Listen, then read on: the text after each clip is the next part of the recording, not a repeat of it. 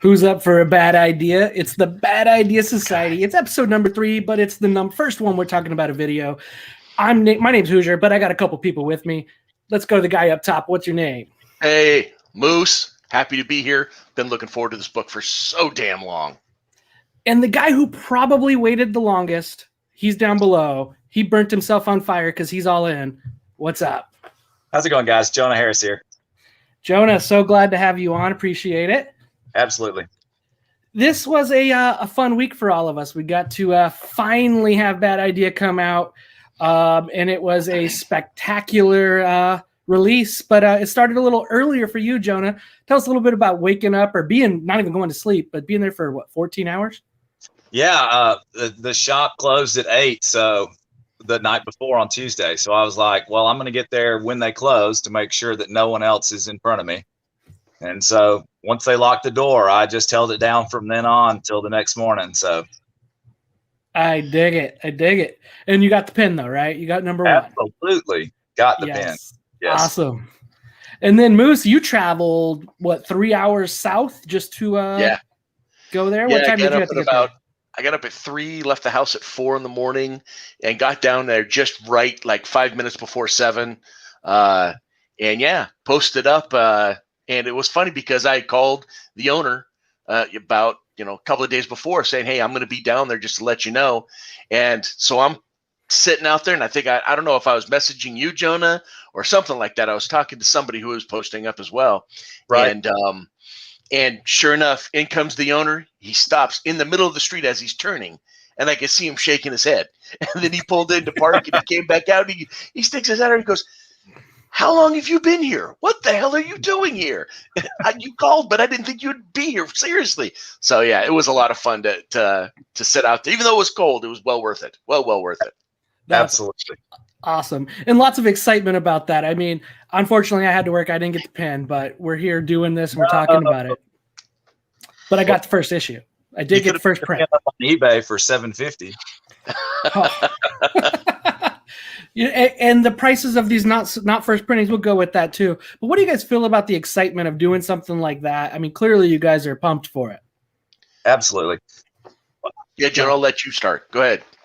Well, I mean, I literally have been all in for this Bad Idea since the get-go. So I was a huge Dinesh fan from when he revamped Valiant back in 2012. So I knew that whatever this was going to be good. So it was going to be worth the wait. So I've been pumped. So as soon as I heard about the pin, I was like, well, nobody's going to get that pin in front of me. So, well, even going back, Jonah, I mean, you're the man that lit yourself on fire just to show that you were all in.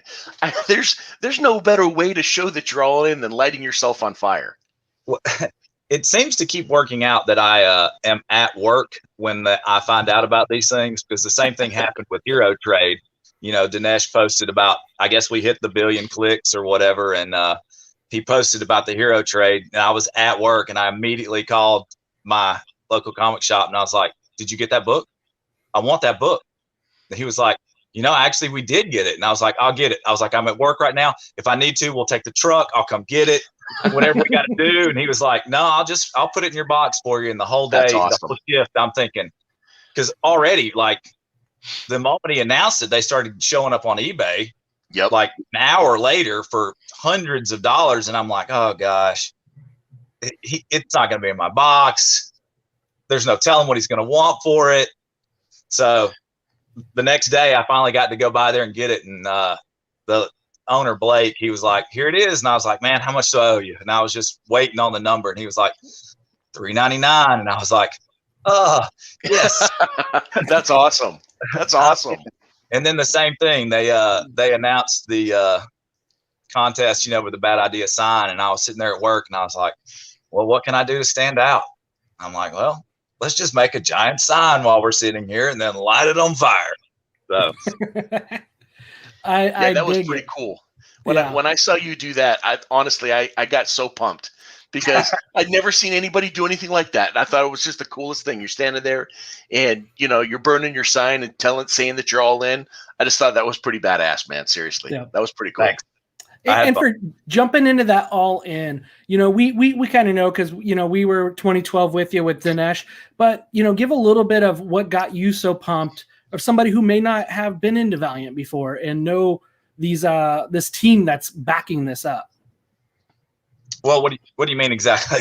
So what about them is what got you pumped up for this? Like, well, I've loved all their material. Like, I've loved their work. I love their art. I've loved the energy and stuff that Dinesh has put into. There's pretty much everything he's done. I mean, he's always had something creative to do or add or something. So I just knew it was going to be whatever it was going to be gold. So the man is high energy, without a doubt. I mean, he's for sure high energy.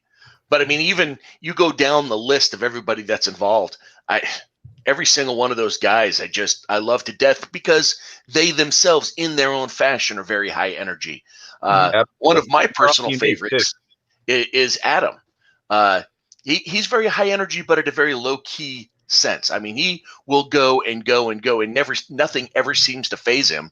But he's just like, always as cool as the other side of the pillow. He never seems to get upset about anything, but he never seems to get over the top energy wise. He's that, I don't know. It's the yoga. It's got to be the yoga. Seriously. Got to be the yoga. He's like one step away from being a yogi, I think. Seriously. He needs a beard like mine, and I think he's qualified then. You can never unsee Adam in his onesie luge suit. But that's still awesome. Dude, and that I agree. It's that whole group is they put out great work. Warren is just, you know what I mean? What he does as an editor, I believe is just great with the creative, and just having him and Dinesh together has been a great synergy from the beginning. So I agree with you guys on that.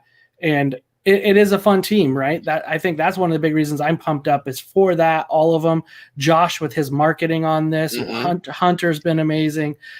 Just an all around good group of dudes. So that makes it happy. I really got to say, Josh and his really low quality, high quality, I guess you could say, ideas as far as advertisement. I mean, some of that stuff is horribly bad, but brilliant in the same breath. And you just look at it, you're like, what would possess a man to put something like this out? But then in the same think, this is a stroke of genius. This is so corny, it works. It's so silly and so over the top, it works. Yep. 1 billion button clicks. Well, that con video too, right? That con video was hilarious because it was so low budget, and it harassed it and it joked on it, and I loved on that. But it's funny, you guys are still serving the button. You went and got your gold buttons, right? Yeah, You're still serving that button. Still kicking your butt, and I love it. But yeah, if you guys are new to Bad Idea Society, which we're new to, it's only episode 3. The first book just came out. We're going to review the books. We're going to talk some bad idea, and what comes out, we're going to put out, and we may love it, we may hate it, but chances are we're more likely going to like it. And so just curious if you guys had a chance, you guys would take a look at this really fast.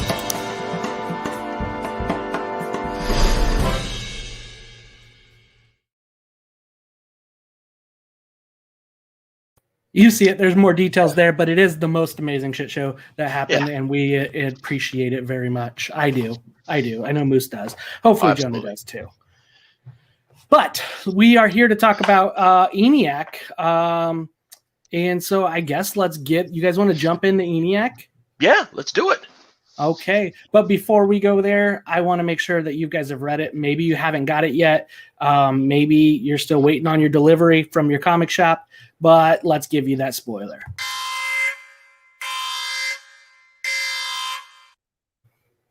That's right. Spoiler alert. So don't blame us if you didn't get that. You should have watched the show from the beginning and not jumped on late if you did.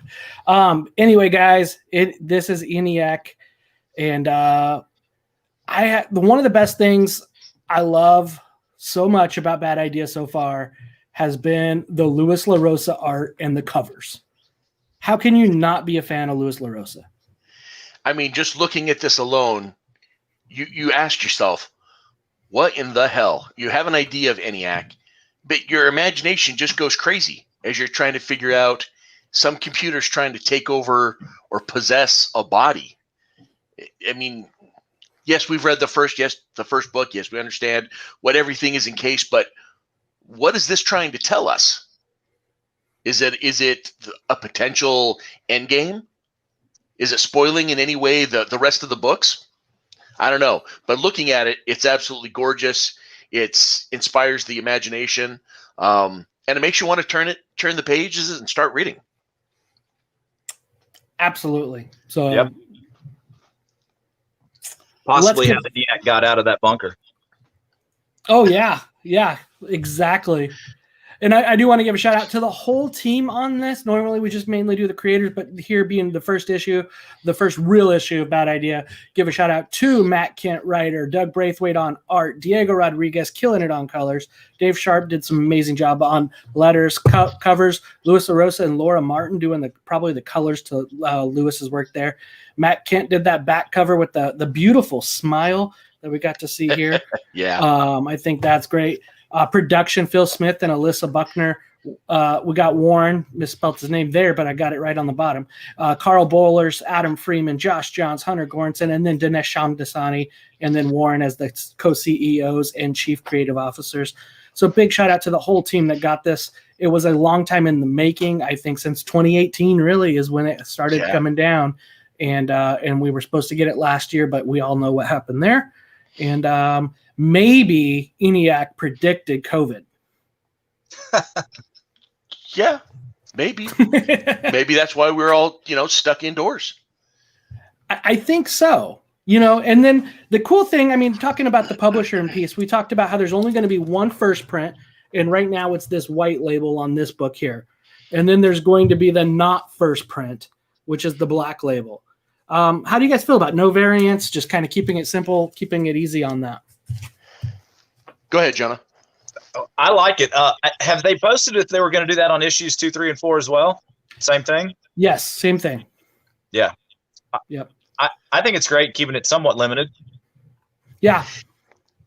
What do you guys think of the prices that you've seen for not first issue? Sorry, Moose. Oh, no. For the not first issues, the eBay prices? Yeah. Oh, man. I feel for the people that are purchasing them right now when they realize that here in a short amount of time, they're going to get them for less and less and less because there's going to be more and more and more that are out there. And the people that are spending $55 or whatever the going price is, it just way too much. You don't need to spend that much money. Mm-hmm. Yeah, everybody should be in the Bad Idea fan page, and they would know that there are going to be unlimited copies of those covers. So, and I just hope that somebody out there who's thinking, oh, man, there's only one way I'm going to be able to get this book. I can't afford the first print issue, so I'm going to get one of these $55 not first print. Nah, don't bother. Yeah. Just wait. Shout out to my store. I heard them talk to somebody that was they were talking about the speculation of it, and then he goes, you know what, this is not, he let them know this is not first print. It's going to have the same barcode, it's going to have the same cover, going to have the same material, and it'll be able to print however many times. So like really, you shouldn't pay more than cover price for this not first print. However, if you're getting that first print, that might be a little different story because those are a little bit more limited. So I really hope nobody really gets the big shaft on that. So, but I bet some people have. Prices on them though. I've been keeping an eye on them on eBay, and not first prints are still selling for $30 and $50. So, yep. Well, I'm glad that I was able to go to a couple stores and get two different ones. Get the first print and not first print. So that way it's only one per buyer. So yeah, keep that up. One's a keep aside, one's a reader copy. So I'll make the effort and give two stores money. So sure. I do like that. I mean, that's one thing we talked about the store too with those guys is the excitement, right? This built the excitement, like you guys waiting in line.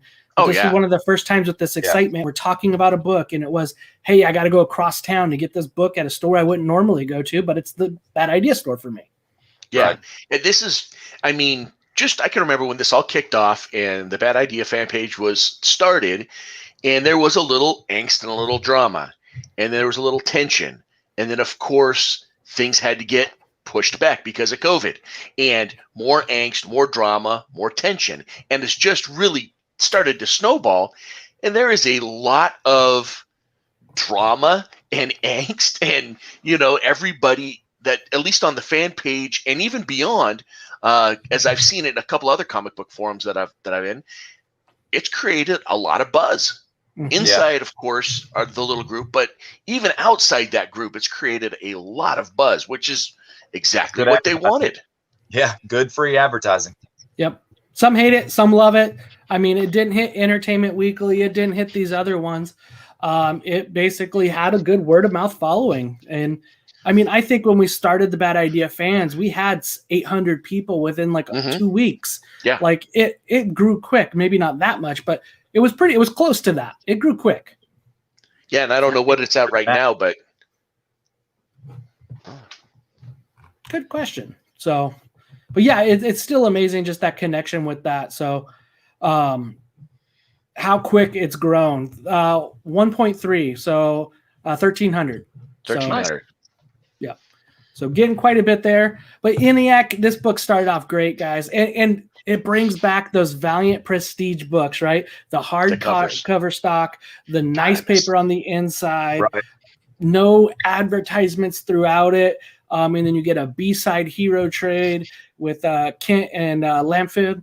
And yes, just can't say enough about the feel of this book. Yeah, I think I saw Dinesh write somewhere that the paper stock quality was like the highest grade paper stock quality that anybody had ever used in a comic book. So higher than what DC and Marvel use for their nice collected books. So love that.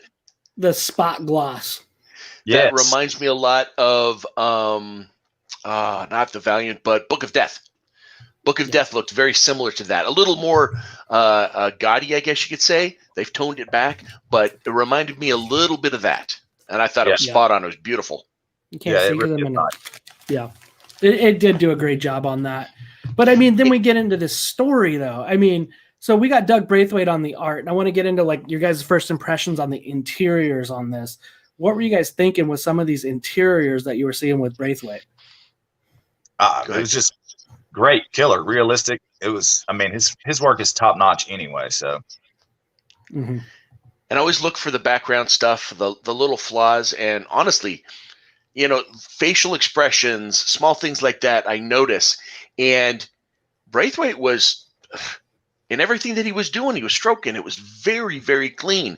Background faces all had the appropriate, grimace, scowl, whatever it was supposed to be that matched the moment.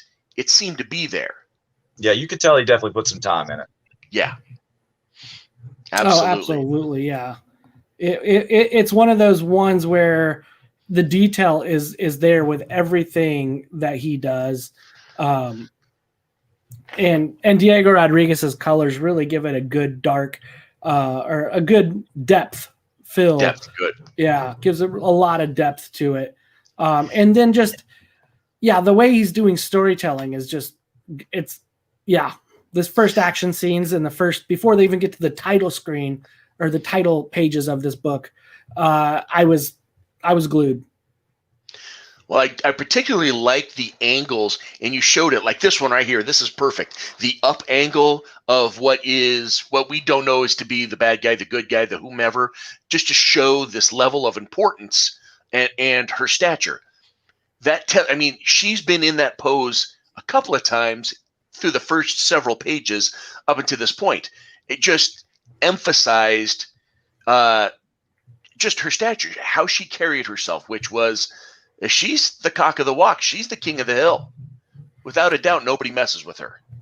Absolutely. And I did like that. We'll get into these characters of Fletcher and Falk, ex Black Ops. So some pretty tough women that are probably the ones to call if you have something specific and detailed. So yeah, I want some backstory on the guys that had to take out the Americans on the other ship that was about to do the other bombing run on Moscow.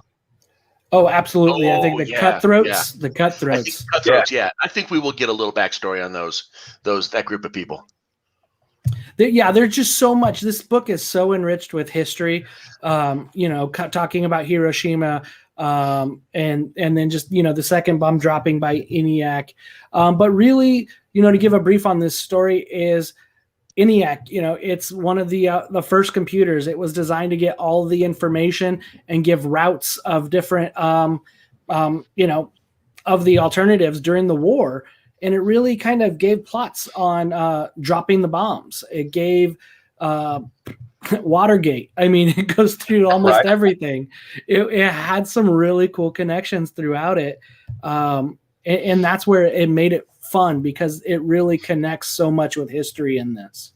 And it looked like history too. Going back to the art, it looked like World War II uniforms. And then through the times that they went it just looked like everything, like you were watching a movie that was doing a flashback. Oh, absolutely. Absolutely. Yeah. I mean, it really goes into much directions that really make you think about things a little bit more, about what else is going there, and just how artificial intelligence really can be scary to this degree. And there's no part of the story that's so far implausible. So it's like, that's the sign of a good story to me. Oh, yeah. It's that twinge that Matt Kindt throws in there to say, well, shit, is that possible? Yeah. It could be. It could be. Yeah, it reminds me, like, so far of the story and these Faulkner and Fletcher, or Falk and Fletcher, of like a 007 type of story as well. These special ops, right? They're coming in, you know, and the way they play it out, of meeting out in the middle of nowhere naked with the you know, the Secretary of Defense, and just because Eniac's going to hear it, it really. This is how serious this is. Yeah. It set the stage really good too. You know, you think about those first 5-6 pages where it talks about Fletcher and Falk and really them kicking butt. You know, it did give you an idea of who they are. Just really lets it known that they're going to be big pieces to this story going forward. But also, you needed to get the big backstory of Eniac, of what it's done and why the threat is so big. Yeah, I mean, when it comes down to all of it, though, history, writing, dialogue, the way the pacing was perfect. Yeah, the pacing seemed very, very solid, and the little tidbits of Eniac knowing what's going on and what he hears. I should say, it hears the conversation that these two are coming to kill him. It tries to blow up the plane. They start getting paranoid. And, of course, in the background, to see the little schematics, probability of killing, basically the probability of killing these two is at 97%. But I want to say earlier, and I'd have to go back and look, but did it have that probability? Was it at 99%? You know, and it's interesting because I see those little things like the time countdown. You know, it started off at 95 hours. Now, when we leave the two women that just got jumped out of the plane, it's down to 70 hours. So you can see how quick things have been set into motion. And I'm going to look for those clues as we go forward, to include checking out the little small details, because I know Matt Kindt will put little things in code in the background, and I'm going to hunt for those things, because that's the kind of stuff that I love to see. Show me those hidden little Easter eggs that might matter to something. It's funny you say code, because there was talk of code. It's just zeros and ones in the back end, right? Yeah. So he definitely, it's just how you order them. And so he's like talking about code right then and there, and just the way he explains it, that, you know, this guy's writing it. So that leaves the story of what happened to this guy. What happened to him? Who kind of basically created Eniac? Is that him in the background? I'm assuming it is. Yeah. But where does he go in history now that this has happened? So, yeah. So good. Yeah, you know, as it moved along, you see the destruction of Area 23. Great fictional place. Could you say that atom bomb? Yeah, could you say that the atom bomb that was tested was Area 23? You totally could. You totally could say that, because it's just nothing but a crater right now. So, yeah, we don't know. We don't know for certain, which is fantastic. But yeah, as it moves along, I did feel the paranoia intensify when the plane blew up. I did feel the paranoia when they landed and they kind of realized, oh crap, was that Eniac trying to kill us? Yeah. Yeah, I think it's great. And then I grew up in New Mexico where Los Alamos and everything else was, right? And big part of it now living in Washington, close to, Eastern Washington, where the other side of the bomb was at. And then thinking back to actually wasn't PRS, wasn't their big base in New Mexico as well? So it just kind of goes to like, yeah, there I might think be a it was. You're right. connection. Yeah. So that's where they were keeping the Gen Zero kids, right? But it really is that. It does give you that like hint of truth. And I think you said that, Jonah, and that's like, it is plausible. And Right. that's what makes it intriguing. For sure. The touch of truth. That's what makes a good story to me. Yeah, that's what I always say is like when you give like a little bit of a line in a joke, the best part of it is when there's a hints of truth is what makes it sting sometimes. And and that's kind of it is with a good joke, right? It's also the same thing with a good story. If there's something where it, like you said, it's plausible, it just gets you hooked. Yeah.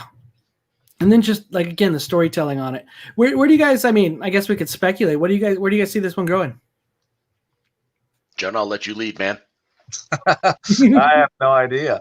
I really don't. I don't want to know. I want to take it all in as the story unfolds. I kind of see this #1 cover, and I don't think they've shown the number 2 cover yet, have they? Yeah, they have. It's really cool. Yeah, I don't have it here. It's another Lewis that has the bombs kind of on all sides, and then it shows Fletcher and Falk on it, and like a cool eye. That's not, yeah. That's like not one of these the black and white ones, is it? Yeah, it is. Is it this one right here? Yep, it's where it's got all the nodes, like you're in the heart of Eniac? Yep. Okay, all right. I bet, and it's a little more that way, or I should say that way. But I bet we get a lot of backstory on Eniac. We've seen the first strides towards the attempt to destroy Eniac. I really think that what we're going to see now is what this first #1 cover is all about. What Eniac has done through the years to position them. We're going to get more of a backstory. We're going to get a little bit of fill in. And towards the end, I bet we're going to see its thought processes on trying to stay alive. And it's going to be great because it's going to show us that Eniac may not be the bad guy. That maybe quite possibly Eniac's doing all of this because all it wants to do is to live, which is, the fears of all AI, destroying humankind to stay alive. You go back to Terminator and many other movies as you go back further. It's the AI that's trying to stay alive. I bet he's going to go that route. I can totally see that. Yeah, I can see that. And I think it's really one of the cool things that's also interesting is you see the principles of humanity, the human mind, and the moral development was one of the entry points that they're entering in the little group that was entering all the information into Eniac so it could gather some database. So it definitely understands human, probably more than humans understand humans. It's got all the data there. So it really, I definitely feel like it thinks it's doing what is the best thing as it sees it as the information it's been given. So whether that makes it a hero or a villain, it's doing what it sees is right to protect probably the most amount of people, or protecting itself or the earth. After all that was said and done, what did it see as the thing that it was actually supposed to protect? America? Is it supposed to protect the planet? Is it supposed to protect itself? So you really don't know where its thought process headed. So, well, if we know anything about Matt Kindt and the way that he writes, and this book does totally fit in because it's either the finding of knowledge, the protection of knowledge, the exposure of knowledge, but it all centralizes around the abilities, I should say, of knowledge. So it'll be interesting the direction that he spins it if he stays true to form, which he usually does. Yeah, absolutely. And going back to Jonah, I think you're totally right. What's the point of view of Eniac? What's its goal, right? I think that's going to be one of the big tells. Is it now backing Russia? Is it now backing, US, China? Where is it itself, world, like you said? that makes a great future connections of what is to happen. And then I do really enjoy that there's this AI trying to take over the world, trying to live, and it's done in such a different way is what really makes this good. It's kind of a basis of a story that you've heard before, but done totally different, and that's what makes it good. So it's not Skynet, and I like that. Yeah. Right. Yep. And that's what really makes us good. So can't gush about it more. So you guys got any other words, anything, final statements, anythings on this that you wanted to go over? Not necessarily about Eniac. I think we've exposed, turned every page, but we do have another book coming up. It's a one shot. We do. Yeah. But let's score up Eniac. Let's go to 5 stars. What do you think you would give it, Moose? Man, story is perfectly on point for Matt Kindt. I don't know how it could be anything less than a 4 or 5. So I'm thinking it's going to be right there in 4 or 5 category, with plenty of room to grow for the rest of this of the episodes or the rest of the books. Art is just luscious, like a luxurious cheesecake or something. You take a bite, you savor it, you turn the page. You take a bite, you savor it. That's going to be also a 4 or 5 for me as well. And overall, this book is just solid. I don't see this book's still got plenty of room to grow, but 4 or 5s across the board for me. Yeah, I have to say, I mean, you don't want to be a brown noser, but at the same time, I didn't have any flaws with it. So, I mean, like just from the moment I picked it up off the shelf, I mean, the weight of it, the quality of the book itself, the quality of the art, the quality of the interiors, the writing. I mean, for me, it was all spot on to the kind of what I like to see. So, well, I will say this, that now that you said that, Jonah, I have read my #1 first print twice, and it still looks, the spine, everything still looks flawless. I think there was somebody posted in one of the fan pages. They had pulled theirs out of their bag and board that they got it in and dropped it on the floor, their first print, and they were like horrified, and they picked it up and it was still perfect. Yeah. It's like it landed on a corner and a spine corner, and they were like, no, and they picked it up and they were like, oh, well, it still looks good as new. So I think that's Eniac's going to start taking on Chuck Norris jokes. Yeah. Right. That is one of the great things, is that prestige format that it has, and I think I'm right there with you guys, both of you. There's not really a bad thing you can say about this book, period. I mean, maybe that I had to drive across town, but that's not the book's fault. But even then, I enjoyed it. It was a good day out to go out and for a drive and pick it up. I even got to run into, Steven from Valiant Fans, from Bad Idea Fans. He was there as well, in line right in front of me, getting all Bad Idea. So it was good to get to the store. There was some excitement about it. So that even actually bumped it up a little bit. I mean, it was as good as it was good. It was really good. I don't know if I want to go straight 5, but I'm going to say it's really close to that. So I'll say 4.75. It was darn good. So, and I will add this one thing. Dinesh said that he wanted people to go into shops to get back to the way things used to be, where you'd go and you'd hunt. And I noticed that there were several people that had made mention either on Twitter or in the Facebook group that they had gone in and spent hundreds of dollars. They had gone in with the idea of getting that Eniac book, but they had stuck around to buy, a few of the other things that the comic shop was advertising. And I know that's what I did. I didn't quite spend that. I didn't quite spend hundreds of dollars, but I know I went in and picked up, I think 3 or 4 of their comic books because they're right there. And yeah, Berserker came out that day. That was huge. And Noctera was another. I like that. Right. I haven't read stuff. I haven't read it yet.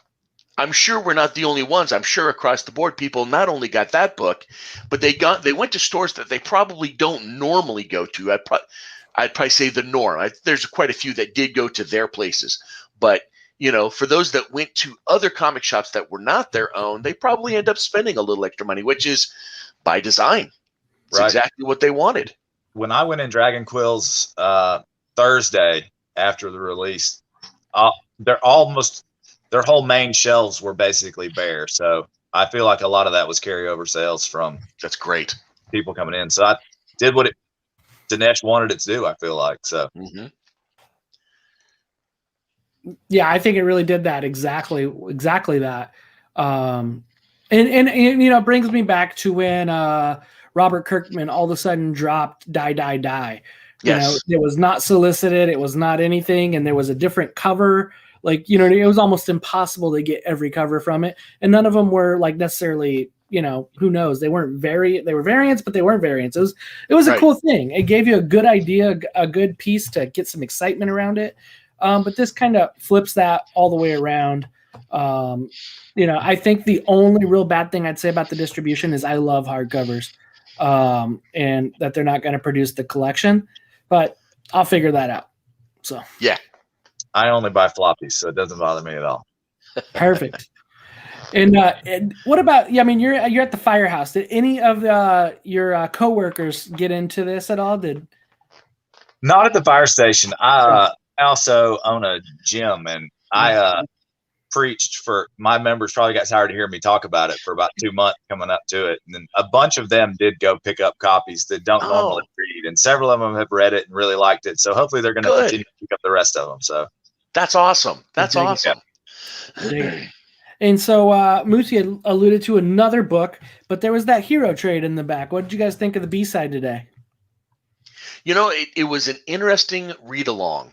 I hadn't read the hero trade, so there's parts that I didn't quite understand. I got the basic gist of it.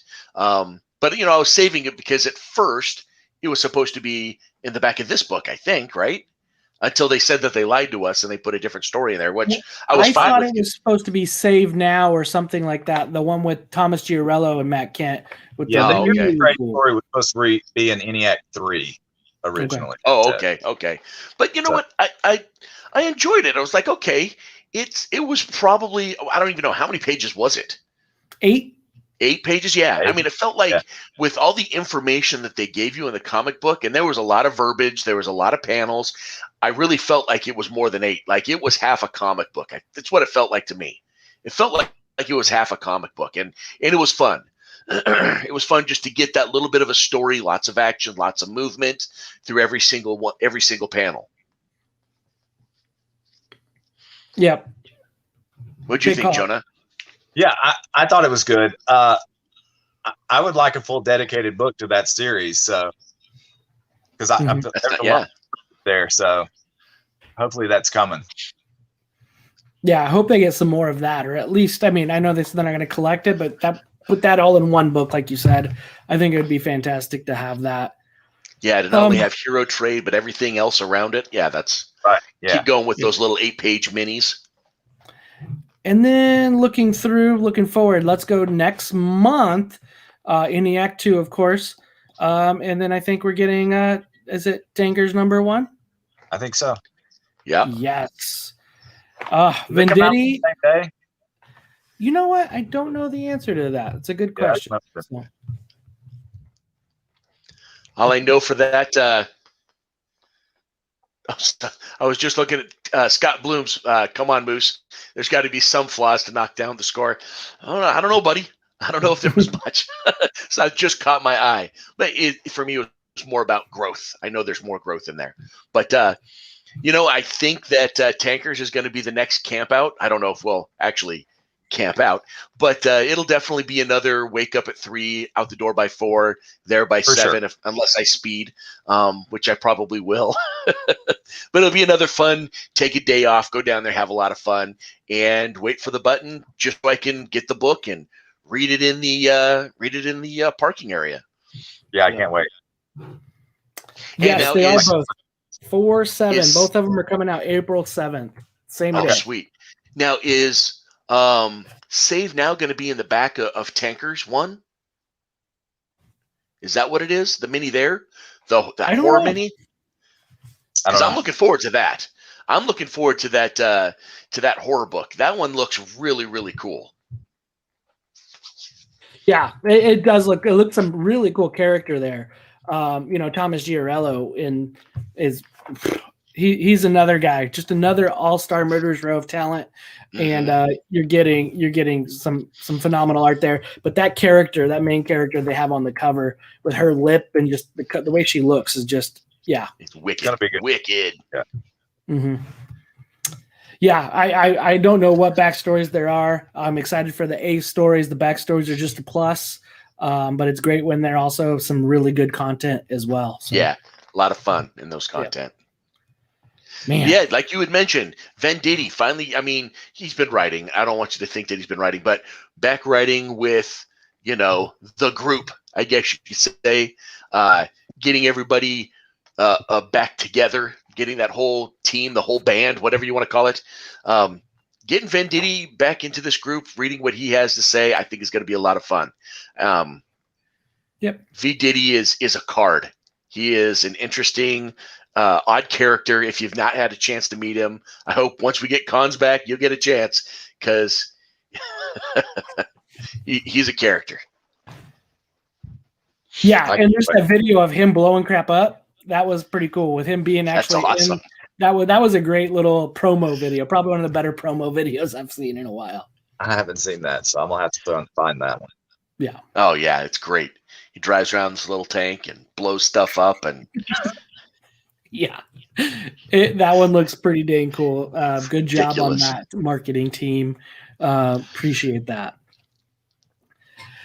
You guys got any last words, final words, close up Eniac and close up the first month of Bad Idea Comics? No, it's going to be a long wait. It's going to be a tough wait. I want more to read, but that's the case. You just have to learn patience, and it'll be fun to see where the speculators go, and those people that get the not first prints. Hopefully, that stuff starts hitting books or hitting the stores quickly, so that at least that side calms down, so that more and more people can get the book to read it.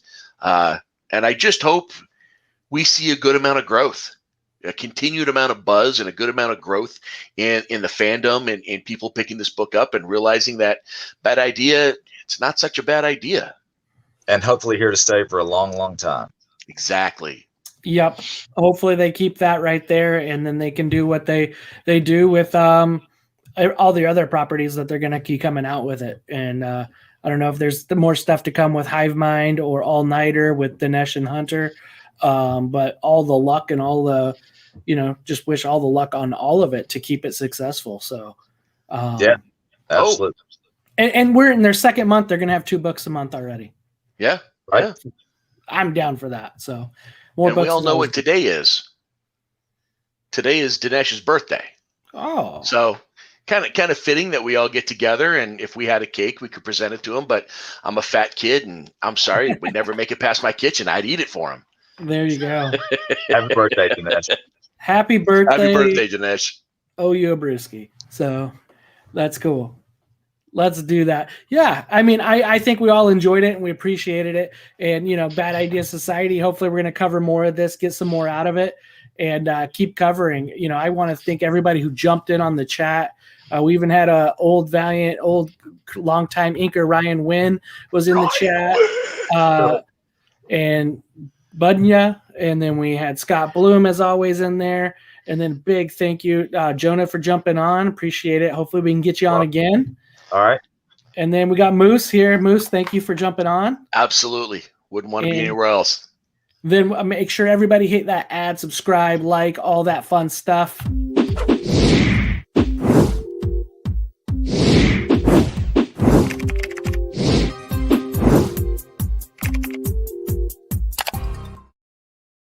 You see that comment in there where it's written in there and it says Matt Kindt is a god?